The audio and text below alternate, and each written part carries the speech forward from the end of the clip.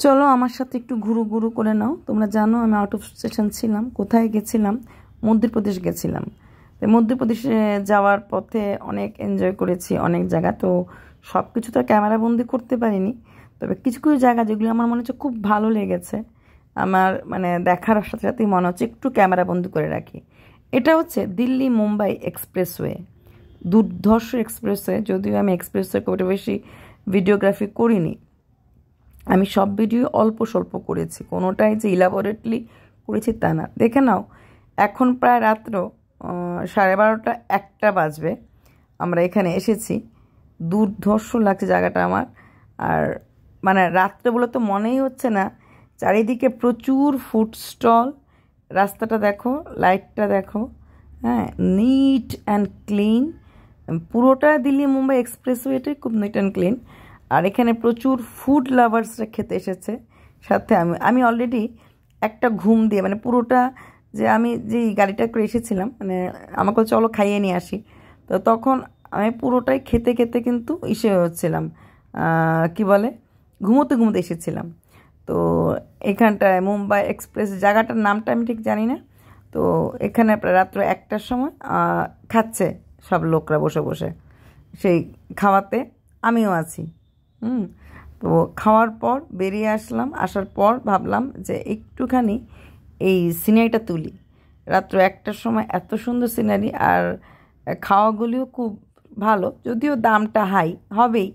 এক্সপ্রেসওয়ের খাওয়া তো আর কম দামি হতে পারবে না, তো যথেষ্ট দাম আছে, মানে ভালোই এক্সপ্রেসওয়ের দাম, এটা দাম আছে। তারপর দেখো লাইটটা দেখো, আবার আমার লাইটটাই চোখে পড়ছিল, আমার সেই লাইটটাই তুলি। নানা গাড়ি, নানা বাস, আর এত রাত্রেবেলাও লোকরা আসছেই আসছে গাড়ি নিয়ে খেতে। এবার আসলাম একটু উজ্জয়ন শহরে, ঠিক আছে। আমি যদিও ভিডিওগুলি খাপছাড়া খাপছাড়া করে এখানে লাগিয়েছি।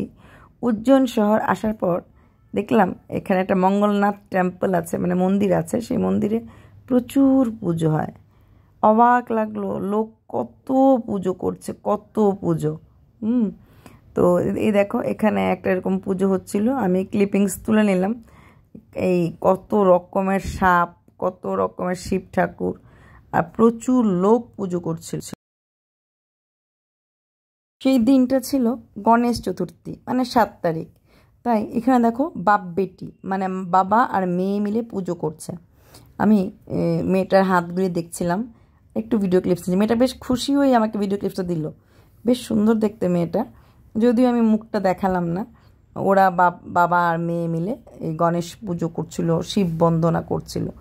তো এইরকম মানে প্রচুর জায়গাতে প্রচুর পুজো, কত যে যজ্ঞ দেখলাম, আর কত যে হাবন দেখলাম। মানে বেশিক্ষণ তো আমি ছিলাম না, জাস্ট কয়েকটা ক্লিপিংস তুলে নিয়ে চলে আসলাম একটু ওপরের বাবাকে প্রণাম করে। আমি বেশিক্ষণ ছিলাম না।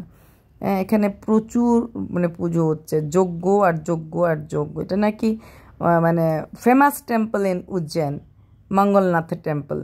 এখানে এরকম এই ধরনের পুজোগুলি প্রচুর বেশি মাত্রায় হয়। দেখো চারিদিকে যজ্ঞ, ওপরও আছে, যেখানে আমি আর ক্লিপিংস তুলিনি কারণ টায়ার্ড লাগছিল।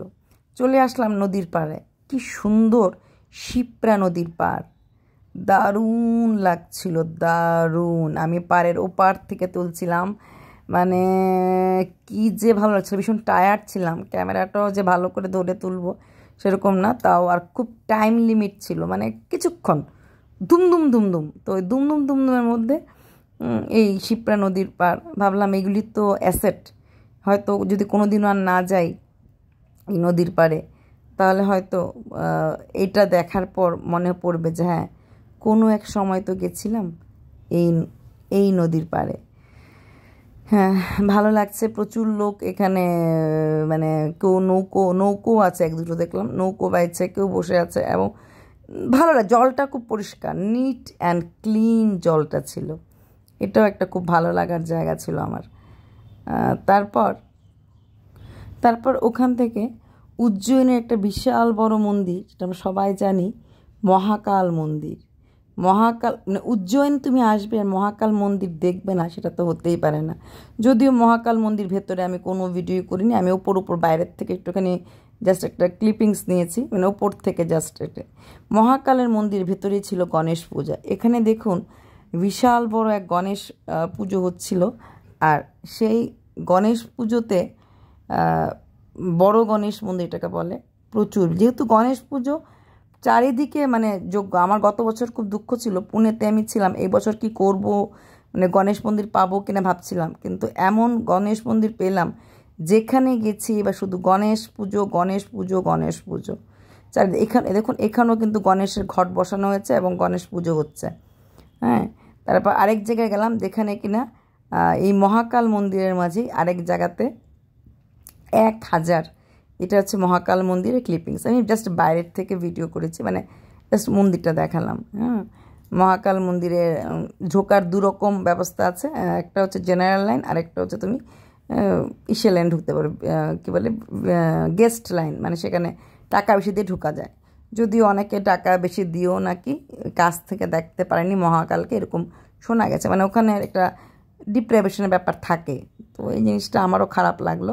ঠাকুরের দর্শন সবাই যায়। এখানে দেখো ভীষণ ভালো লেগেছে, মানে সার্থক মনে হয়েছে আমার উজ্জয়ন বা ইন্দোরে আসাটা। 1000টা মোদক দিয়ে গণেশকে পুজো দেওয়া হচ্ছে, 1000টা মোদক। আবার সেই মঙ্গলনাথ মন্দিরেরই কিছু ক্লিপিংস লাগিয়ে দিলাম এখানে, ওই যজ্ঞের ক্লিপিংস, যেখানে প্রচুর যজ্ঞ হচ্ছে। আমি তো আগেই বললাম চারিদিকে যার যত মনস্কামনা, আমার মনে হয় ওখানে ওদিন যাদের দোকান টোকান আছে সবাই ওই হল অভিষেক করছিল। এইবার চলে আসলাম আমি যেখানটাতে ছিলাম, এটা ইন্দোর। তো এই যে কমপ্লেক্সটার ভেতরে আমি ছিলাম, সেই কমপ্লেক্সটার ভেতরেও গণেশ পুজো হচ্ছিল।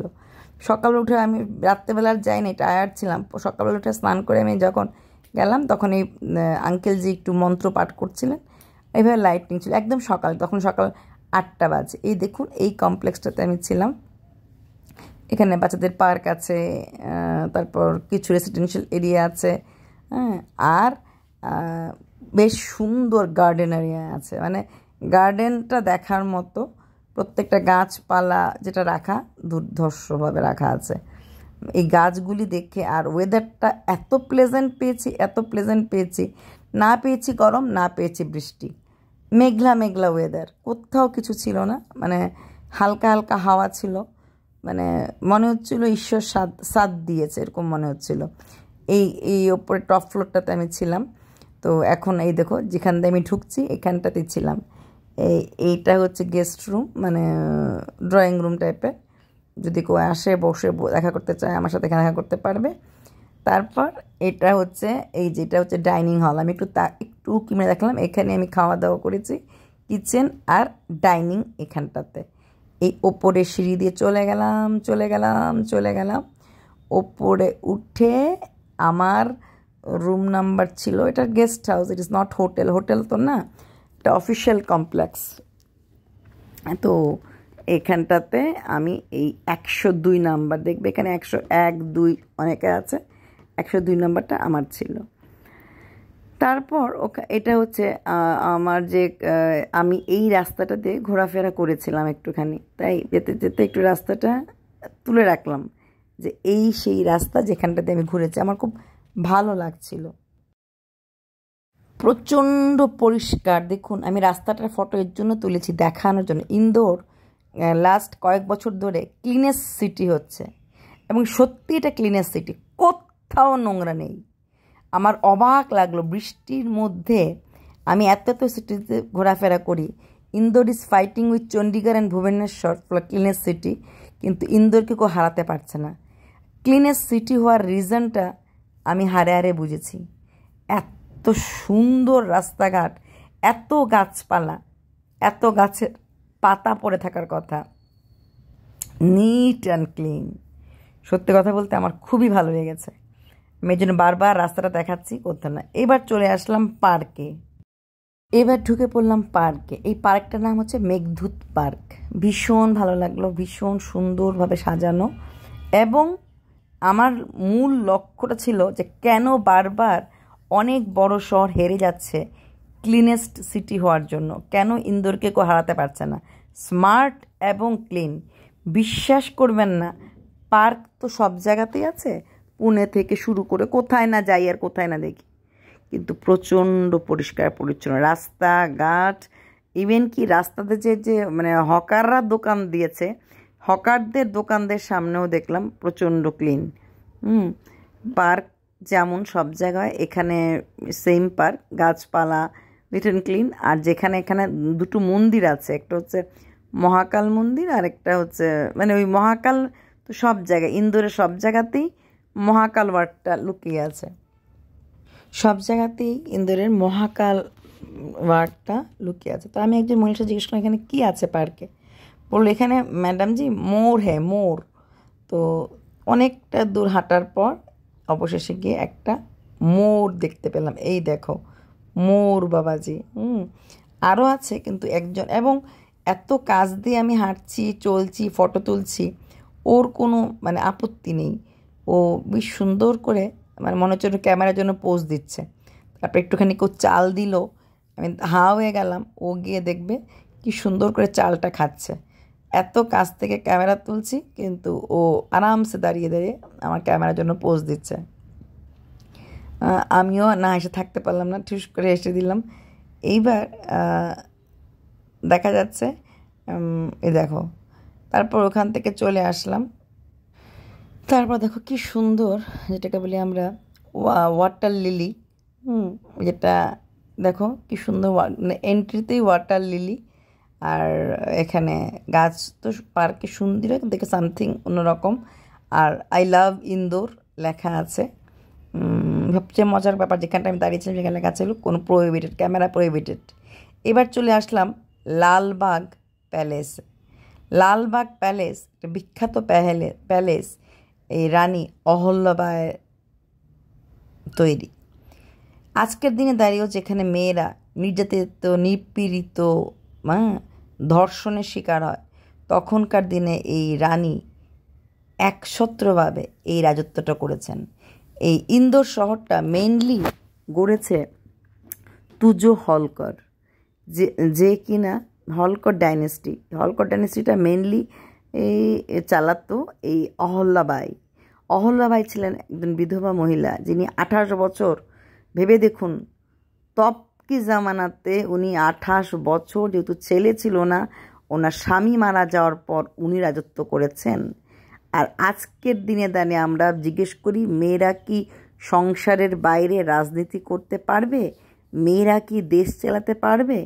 সেখানে তপকি জামানাতে 28 বছর রাজনীতি মানে রানী ছিলেন অহল্যাবাই। অহল্যাবাইয়েরই কাছের লোক ছিল, মানে স্বামীর খান্ডেরার কাছের লোক ছিল তুজো অহলকর। দেখুন এই ফটোগুলি দিয়ে দিয়েছি, সেই ডাইনেস্টির এবং ওরাই এই ইন্দোর শহরটাকে মন মতো করে গড়ে তুলেছে,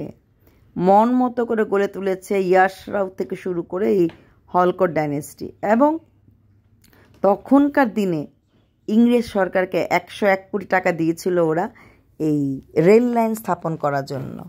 শুধু রেল লাইন স্থাপন না, মিউনিসিপ্যালিটি কর্পোরেশন তখনকার দিনে ছিল। তো এখানে department of archaeology and museum government of Madhya Pradesh সেটাকে দেখভাল করে। তো তখনকার দিনে ওরা এই দেখুন, এই হচ্ছে রানী অহল্যাবাই হলকর।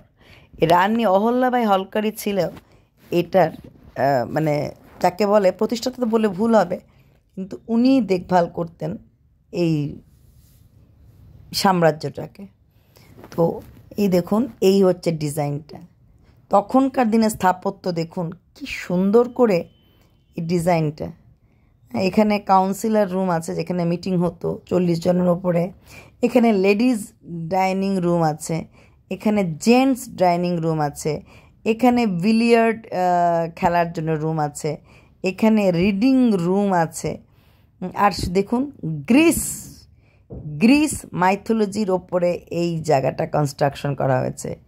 ভারতীয় সভ্যতা এবং গ্রিস সভ্যতা মিলিয়ে তখনকার দিনের এই দেখুন, শুধু জাস্ট আর্কিটেক্টটা দেখুন।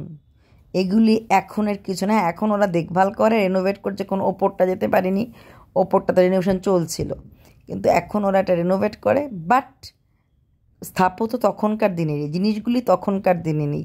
এই দেখুন, এটা হচ্ছে 40 জনের সিটিং একটা ডাইনিং হল, যেখানে অন্যান্য রাজারা বা মন্ত্রীরা বড় বড় লোকরা আসলে সেখানে মিটিং হতো। ঝালরটা দেখুন, আর শুধু ডিজাইনটা দেখুন, মানে ওয়েস্টার্ন প্লাস ভারতীয় সভ্যতার মিল। এটা হচ্ছে কাউন্সিলর রুম, বুঝতেই পারছেন পার্শ্বদরা এখানে বসতেন। এবং দেখুন অনেকটা গণপতি ডিজাইনের, কিন্তু এটা কিন্তু গ্রিক কালচারের সাথে মিল আছে। কিন্তু আমার দেখার পর ফিলিংসটা ছিল গণপতি বাপ্পার। আপনারা বলতে পারবেন যে সত্যিকারের ফিলিংসটা কী। আমার এর জন্যই ফিলিংসটা আসছিল গণপতি বাপ্পার, কারণ যেহেতু গণেশ পুজো চলছিল, দেখুন কোথায় যেন মনে হচ্ছে একটা সুর দেখতে পাচ্ছি আমরা। তো যাই হোক, এখানে আরও অনেক লোকই আছে, আওয়াজ হচ্ছিলো, তাই আমার কাছে উপায় ছিল না, আমি ভয়েস ওভার দিতেই বাধ্য হলাম। এই দেখুন চলে আসলাম আরেকটা রুম। এরকমভাবে রুমের মধ্যে ব্যাঙ্কুয়েট হল।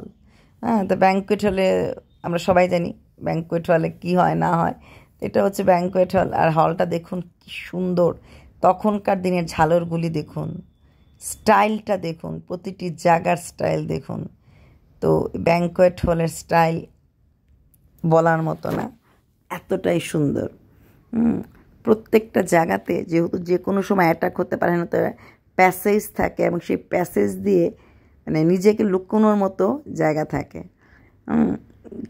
কীভাবে রাজার সাথে তার পার্শ্বদের ভাগ করে বসানো যায়, সেই ব্যবস্থাটা এইটুকুন একটা হলের মধ্যে ছিল। রাজা এবং তার মন্ত্রীরা যেন আলাদাভাবে বসতে পারে একই রুমের মধ্যে, যাতে ওরা কথা বলার পরও অন্যরা ওদের সাথে সে পরে জয়েন করতে পারে বা পরে থাকতে পারে। ওদিক দিয়েও দেখা যাচ্ছে, এবং পুরোটাই কিন্তু মোটামুটি কাচের। এইবার এই ব্যাঙ্কুয়েট হলের পাশেই আছে আরেকটা রুম, সেটা হচ্ছে রিডিং রুম। এটা অফিস, তো এখনকার অফিস, তখনকার অফিস না। তাছাড়া আছে এই দেখুন বাঘ ছিল সিম্বল, রানী লাইক করতেন বাঘ, শেরনি, ইয়েস। কিন্তু আমরা আজও বিড়াল হয়ে রইলাম, বাঘ হতে পারলাম না। আর এরা তখনকার দিনেই বাঘকে সিম্বল করে বেঁচেছিল, আমরা পারলাম না বাঘ হতে। রানী অহল্যাবাই প্রচণ্ড শিব ভক্ত ছিলেন। তারপর সেখান থেকে বেরিয়ে চলে আসলাম একটা সুন্দর মহল, যার নাম হচ্ছে শীর্ষ মহল। ওইখানে ক্যামেরার অ্যালাউড ছিল না, তাই মোটামুটি বাইরের থেকে যেটুকুন পারি আমি এটার একটুখানি এসে ফটো নিয়েছি। দেখুন এই হচ্ছে কাঁচ, ভেতরটা অ্যাকচুয়ালি মহল বলে, এটা ভেতরে অ্যাকচুয়ালি মন্দির আছে। তো আমি আর ওর ভেতরে ফটো তুললাম না। শীর্ষমহল থেকে বেরিয়ে এসে চলে আসলাম গান্ধী হল। গান্ধী হল জায়গাটা অ্যাকচুয়ালি কোনোটা ভেতরে ঢুকিনি, গান্ধী হলটা এমনিতে বন্ধ ছিল, আর ভেতরে জাস্ট বাইরের থেকে ফটোটা ক্লিক করেছি। গান্ধী হল সেই পুরোনো দিনের, এখানে ঘড়িটা কিন্তু এখনও চলছে। আমরা যখন এখানে এসেছিলাম দুপুর 1:24 বাজে। জাস্ট বাইরের থেকে ভিডিও ক্লিপিংসটা করেছি। দেখুন কি সুন্দর গান্ধী হলটা, দারুণ। এরিয়াটার নামও গান্ধী মার্কেট, এরকম একটা কিছু একটা। আর আকাশটা দেখুন, মেঘের ভেলা হয়ে ভেসে বেড়াচ্ছে। আর সব জায়গাতেই মোটামুটি পার্ক আছে। ইন্দোর শহরটা সত্যি খুবই সুন্দর, খুবই সুন্দর। ইন্দোরে যে এত মন্দির আছে আমি ভাবতে পারিনি। আমি জানতাম এতদিন যে ভুবনেশ্বরকে বলা হয় সিটি অফ টেম্পল, কিন্তু ইন্দোরে তো এক পা যাওয়ার পরেই আমরা মন্দির পেয়েছি। ওখান থেকে চলে আসলাম আমরা অন্নপূর্ণা মন্দির। সবচেয়ে বড় কথা, অন্নপূর্ণা মন্দিরের যে পুরোহিত সে বাঙালি, সে বাংলা কথা বলছে, এবং এখানে দুর্গাপূজা হয়। এটা একটা বড় ব্যাপার যে দুর্গাপূজা এখানে হয়। আর এটা নিয়ে এখন থেকে ওদের আলাপ আলোচনা শুরু হয়ে গেছে। আমি মন্দিরের ভেতরে ঢুকিনি, জাস্ট বাইরের থেকে ফটোটা তুলেছি। বললাম না ভেতরে ঢুকিনি, গেট থেকে ফটোটা তুলেছি, ভেতরে ঢোকা হয়ে ওঠেনি।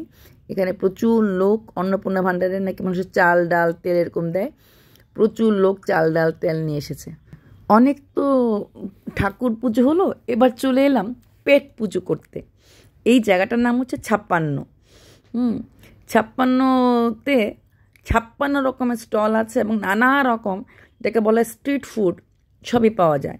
বোম্বে ভেল, পাওভাজি, কুলফি মালাই, আইসক্রিম, স্মোক পান, যত রকমের আছে দেখুন, স্প্রিং আলু, এগুলি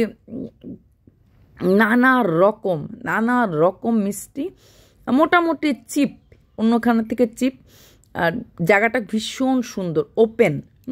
এই দেখুন টোটাল খোলা জায়গা, তার মধ্যে লোকাল সুইটস, নামকিন, মানে কত ধরনের যে মিষ্টি, কেক, এমন কিছু নেই। সাউথ চাইলে আপনি সাউথ, পাওভাজি চাইলে পাওভাজি। এখানে প্রচুর কিনেছি এবং প্রচুর খেয়েছি।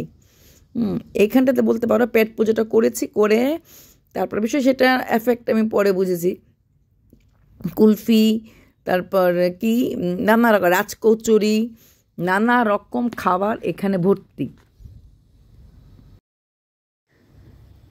এই দেখো এখানে কুলফিতে প্রচণ্ড ভিড়, গোলা, তারপর কুলফি, এগুলিতে না প্রচণ্ড ভিড়।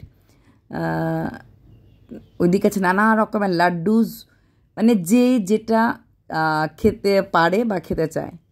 তো ভিড়ও ছিল প্রচণ্ড, আর নানা রকম মানে মিষ্টি, রাবড়ি থেকে শুরু করে বাঙালি দই থেকে শুরু করে আর কিছু বাকি নেই আর কি। 56টা আসলে বুঝতেই পারত। তাছাড়া এক দুটো KFCর স্টলও ছিল দেখলাম।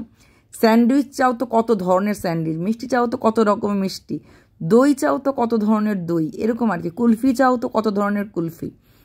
তো এই স্টলগুলি ডিফারেন্ট প্লেসের এখানে খাদ্য ভাণ্ডার আছে। স্মোক পান, ফায়ার পান, অপোজিটে হচ্ছে ওই সাইডে ওই দোকানগুলি। কেউ অপোজিটের ওই দোকানগুলোতেও বসে খাচ্ছিল। তবে আমার এই বাইরের এই জায়গাটাই ভালো লাগছিল। রেস্টুরেন্টে বসে তো আমরা সবসময়ই খাই, আর রোদ ছিল না, হাওয়া ছিল। বললাম না, ক্লাইমেটটা আমাকে প্রচণ্ড সাথ দিয়েছে। পুরোটা রাস্তাতেই ক্লাইমেট খুব ভালো ছিল, পুরো জার্নিটাতেই। এই গাজাক খেয়ে আমাদের গাজাক লেগে গেছিলো। আর এছাড়া তো কচুরি আমরা এমনিতেও খাই, এখানেও খাই, দহি চাট, দহিবাল্লা, এগুলি তো কমন থিং।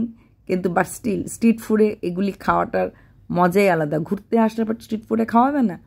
এই রাস্তাগুলি ইয়েটা, ঘোরার জায়গাটা খুব সুন্দর। এখানে হাত ধরে ধরে সবাই হাঁটছিল, মানে দারুণ, যাকে বলা হয় দারুণ জায়গা, দারুণ জায়গা। দেখো পুরো সিনারিটা দেখো, চারিদিকে গ্রিনারি, মাঝখানে রাস্তা, তার মধ্যে তুমি হেঁটে হেঁটে ঘুরে ঘুরে বেড়াচ্ছ আর খাচ্ছ। তো মানে ফ্যান্টাস্টিক। আর ভিড়ও প্রচণ্ড ছিল। পিৎজাতে নানা রকম পিৎজা, কর্নসে নানা রকম কর্ন, যা মানে যেখানেই দেখছো সেখানে ভিড়। আর যেই জায়গাতে আইটেমগুলি, এখানে অনেকগুলি আইটেম আছে, অনেক আইটেম, মানে আইটেমের শেষ। 56, মানে আমরা তো আমাদের ধর্মে যেটা বলে না 56 ভোগ, আমার মনে ওটার থেকে নাম হয়েছে 56, সত্যিই 56। আর আইটেমগুলি বেশ ভালো। আমি মিষ্টি, তীখা অনেক কিছুই চেখেছি, খেয়েছি বলে ভুল হবে, চেখেছি। আর সাউথের ডিশ আছে, সব কিছুই আছে এখানটাতে। যেহেতু সাউথের লোক দেখলাম এখানে আছে, বেশ ভালোই এখানে ভিড় করেছে খেতে। কর্ণাটক, কেরালার কয়েকজন হয়তো আমার পরিচয় হলো, ওরা ওখানে। এই দেখুন, এটার নাম হচ্ছে 56 hub, food hub. Yes, 56, not, ওরা তো 56 বলে না, 56 ফুড হাব। তো ওইখান থেকে খাওয়ার পর আমরা এখান থেকে বেরিয়ে পড়ছি। এখন 56কে খাওয়া দাওয়া, পেট পুজো শেষ, চলে আসলাম আবার প্যালেস দেখতে। এই প্যালেসটার নাম হচ্ছে রাজওয়াড়া প্যালেস। ভীষণ সুন্দর, এইরকম হার্ড, মানে এটার স্ট্রাকচারটা বলার মতো না। এটার ভেতরটা খুবই সুন্দর, বিকেলবেলার ঘোরার জন্য দুর্ধর্ষ। এই দেখো এই যে স্ট্রাকচারটা, বিকেলবেলা এটা আমাদের মানে এটা 5:30 পরে, মানে অফিসিয়াল আওয়ার পরে, ধরো 5:30 কি, এটা 5:45 হবে, এরকমই হবে, 5:45, 6। তাই ওয়েদারটা যেমন সুন্দর, তেমন লোকজনও এখানে ভিড়। এই দেখো হাওয়া বইছে মৃদু মৃদু, আর এই দেখো স্ট্রাকচার শুধু দেখো। আগেরকার দিনে রাজা মহারাজারা যে কতটা শিক্ষিত ছিলেন, আর স্ট্রাকচারাল ব্যাপারটা যে কতটা মানে মিল, বিভিন্ন জায়গায় বিভিন্ন শহরে দেখা যাবে আমাদের দেশের তখন স্ট্রাকচারাল যে স্থাপত্যগুলো অনেকটা একই রকমের। এটাও দোতলা, এটাও সিঁড়ি দিয়ে, সিঁড়ির ওপরে অনেকগুলি রুম, আর সেই রুমের মধ্যেই লোক ঘোরাফেরা হওয়া, ওপর থেকে নিচে হ্যাঁ হাইলো বলা। এটা জানালা, এখান থেকে জানালা দিয়ে রাস্তাঘাট দেখা যায়। আর ওপরে চারিদিকেই চলছে ওই প্রোফাইল পিক্স আর ওই সব পিক্স নিয়ে মজা। এই দেখো, আমি খালি আর্কিটেক্টগুলি দেখছিলাম, কার্ভগুলি দেখছিলাম, মানে সেই ভুবনেশ্বরের কাজই দেখো আর এখানের কাজই দেখো, মোটামুটি সবগুলি কাজই কিন্তু একই রকম। কি ফ্লোরিং, কি ওয়াল, সাইড ওয়াল, কি সিঁড়ি, সবগুলি কাজ মোটামুটি একই রকম। চারিদিকে আছে CCTV, you are under CCTV surveillance. হ্যাঁ, এদিকে ওপর নিচে হ্যালো হাই আছে। হ্যাঁ, আর সবচেয়ে বড় কথা, সবগুলি প্যালেসের ভেতরেই কিন্তু একটু করে ঠাকুরের জায়গা আছে, মানে ঠাকুর বসানো আছে, ঠাকুরের মন্দির আছে। এই রাজবাড়ি প্যালেসের ভেতরেও এখানেও ঈশ্বরের একটা মন্দির আছে। তো প্রত্যেকটা প্যালেসে, আমি যদিও লালবাগ প্যালেসে পাই নাই, তবে লালবাগ প্যালেসের ওপরে কনস্ট্রাকশন হচ্ছে। আর অহল্যাবাইয়ের স্ট্রাকচারে তো শিব মন্দির থাকতে লাগে, উনি ছিলেন প্রচণ্ড শিব ভক্ত, তাই ওখানে তো শিব থাকতে লাগে। এই দেখুন, এই রাজবাড়া প্যালেসের ঠিক বাইরের রাস্তাটা এরকম। আমি ওপর থেকে এই ইয়েটা নিয়েছিলাম, এই ক্লিপসটা। দেখুন কি সুন্দর লাগছে ওপর থেকে এই ক্লিপসটাতে। এবার বাইরে চলে আসার পালা। পুরোটা স্ট্রাকচারটা দেখুন এই রকম। একদম টপ ফ্লোরগুলি এখন একটু বন্ধ আছে, বিকেল 5টার পর বোধহয় এটা খোলা থাকে না। তো ওপরগুলি বন্ধ, বাইরের দিকটা সুন্দর ছিল। তো তারপর ওইখান থেকে চলে আসলাম। আমি ভেতরটা আবার দেখাচ্ছি, দেখো কত লোক বসে আছে। কারণ বিকেলবেলা তো, 4:30 কত, 5:30 টাস্ট হবে, 5টা 5:30 এরকম হবে। তো এক্স্যাক্ট টাইমটা আমি বলতে পারবো না, ওই 5টার কাছাকাছি হবে, নিয়ার অ্যাবাউট 5টা। এখন 4:30 না 5টা না 5:30 আমি বলতে পারছি না এক্স্যাক্টলি, টাইমটা আমাকে জিজ্ঞেস করো না। তো তো ভেতরটা এতটাই সুন্দর, আমি এখানে অনেকক্ষণ ছিলাম, কারণ এখানটায় হাওয়াটা আরাম লাগছিল, প্রচুর বাচ্চারা খেলছিল। তারপর ওইখান থেকে বেরিয়ে আসলাম। আসার পর এটা হচ্ছে রাত্রের একটা বাজার, ইন্দোরে বসে, এটাকে বলে সারাফা মার্কেট। এই মার্কেটটা রাত 9টার পর বসে এবং ভোর 3টে পর্যন্ত নাকি মার্কেটটা চলে। তো অবাক লাগলো, রাত 9টার পর এত ভিড়। আমরা প্রায় 10টার সময় এসেছিলাম মার্কেটটা দেখার জন্য, 10টার সময় এত ভিড়। এটা নাকি বসেই 9টার পর আর 3টে পর্যন্ত চলে। আর মেনলি এখানে খাওয়ার আইটেম কিছু কিছু আছে, কাপড় আছে, চুড়ি টুড়ি আছে, কারেন্টের আছে। তো এত রাত্রেবেলাতে মানে মার্কেট বসে, নামই হচ্ছে সারাফা মার্কেট। আমাকে ওখানে একটু মানে লোকরা বলছিল সারাফা মার্কেট ম্যাডাম জরুর দেখ না। তো কিছু আমি এখান থেকে কিনিনি, জাস্ট দেখলাম। রাত 9টা 10টার সময়ও লোক এত ভিড়। আমরা তো জাস্ট ঢুকেছি, উকি মেরেছি, বেরিয়ে গেছি। কিন্তু দেখো লোকই লোক, লোকই লোক। নাম হচ্ছে সারাফা মার্কেট, ইন্দোরের সারাফা মার্কেট। তোমরা রাত্রেবেলা ঘুরতে যেতে যারা চায়, আমার মনে হয় সারাদিন কাজকর্মের পরে যারা ফ্যামিলি লাইফ কাটাতে চায়, এরা বোধহয় এই মার্কেটটাতে এসে এনজয় করতে পারবে। খাবার স্টল, শপিং সব খোলা, আর প্রচুর লোক। ইনফ্যাক্ট লেডিসও প্রচুর আছে। আমাদের ধারণা হয় এত রাত্রে হয়তো মহিলারা থাকে না, কিন্তু এখানে লেডিস প্রচুর, প্রচুর লেডিস আছে এখানটাতে। তো এখানে জাস্ট তাকঝাক করলাম, আমি কিছু কিনিনি, জাস্ট দেখলাম এখানে কি আছে না আছে। মানুষ শপিং করছে, বাচ্চাদের খেলনা। ওখান থেকে এখন আমরা বেরিয়ে আসছি। বেরিয়ে আমরা একটা বীর সাভারকার মার্কেট বলে একটা মার্কেট আছে। এটা মানে স্টল, দোকান, মানে নর্মাল দোকান বাজার এখানটাতে, ওরকম এরকম সে ফুটপাত না, দোকান। তো সেই দোকানে আমরা গেলাম। হ্যাঁ, এবার আমি কিছু জিনিসপত্র তো কিনতেই লাগবে। যখন এটা কিন্তু এখন আমি সারাফা বাজারেরই ক্লিপিংস আপনাদের দেখাচ্ছি, কিন্তু আমি কথা বলছি সারাফা বাজার থেকে বেরিয়ে আসার। তো ওইখান থেকে সারাফা বাজার থেকে যেখানে খুব ভালো পানের দোকান ছিল। মানুষরা, ইন্দোরের লোকরা ভালোই পান খায়। ইন্দোরের মানুষরা ভালোই পান খায় আর প্রচুর পানের দোকান। তো এখানে পানের দোকান ছিল। তারপর ওখান থেকে বেরিয়ে আসলাম একটু শপিং করতে। হ্যাঁ, এই যেহেতু গণেশ পুজো ছিল তাই সাইডে আবার গণেশ পুজোরও ধুমধাক চলছিল, আর এইদিকে আবার সারাফা মার্কেটে লোকের খাওয়াও চলছিল। সব কিছু একটা মানে মিক্সড কালচার আমি এখানে পেলাম। তো ওইখান থেকে বেরিয়ে এসে আমরা চলে গেলাম একটু দোকানে গিয়ে আমি একটু ছেলের জন্য ড্রেস, হাজব্যান্ডের জন্য ড্রেস। এটা দেখুন, এই রাজওয়ারা প্যালেসটা রাত্রিবেলা, মানে অনেক রাত্রিবেলা 10টার সময় যখন এই রাজওয়ারা প্যালেসের কাছেই হচ্ছে এই সারাফা মার্কেট, এই দোকানে আসলাম। এখানে 2টো শার্ট কিনলাম আর 2টো জুতো কিনলাম। ভাইয়াটা ভীষণ ভালো লাগলো। আমি একটা হাজব্যান্ডের জন্য শার্ট, ছেলের জন্য শার্ট আর জুতো, মেইনলি জুতো কিনতেই ঢুকেছিলাম। তারপর 2টো white shirt, normal white shirt, দামি না, কস্টলি না, জুতোটা কিনলাম। তাছাড়া আরেকটা জায়গায়ও গেছিলাম, ওখান থেকেও কিছু কিনেছি পাঞ্জাবি, কিন্তু ওটা আর আমি ইস্যু করিনি। ভাইয়া ভীষণ খুশি, मुस्कुरा रहे थे जब मैं ब्लॉगिंग कर रहे थे, मैंने वीडियो क्लिप्स ले रहे थे, बहुत खुश। हाँ, तो उनका नाम की इमरान अली खान, लाइक दैट।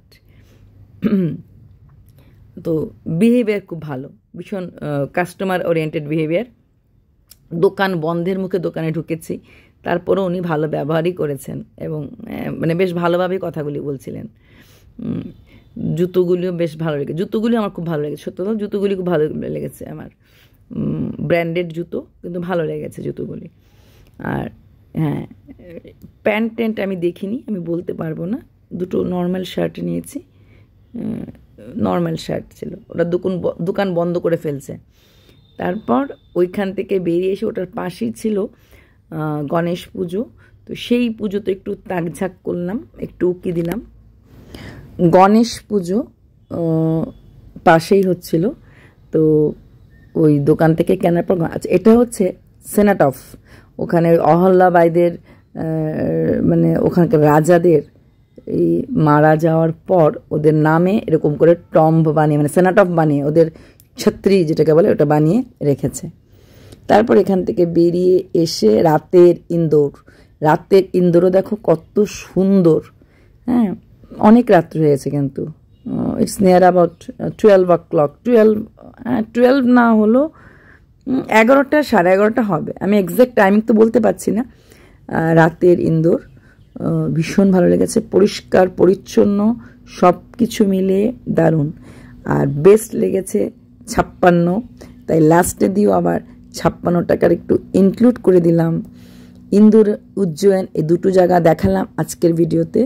কালকে দেখাবো নিশ্চয়ই, আবার ভোপাল দেখাবো। বাই।